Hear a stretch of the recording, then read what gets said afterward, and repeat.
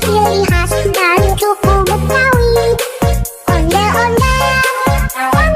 Fiona Anjalian emang ngetop. Jangan lupa di subscribe ya.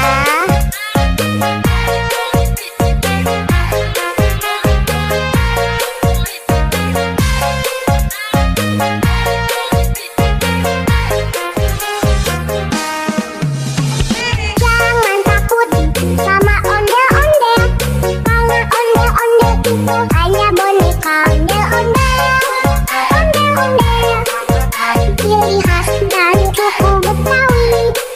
Ondel-ondel, jangan takut, itu hanya boneka.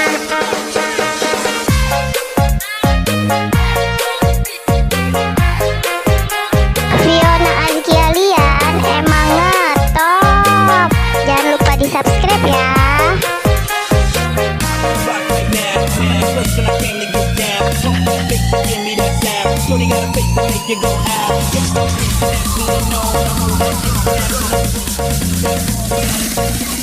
Drop it over the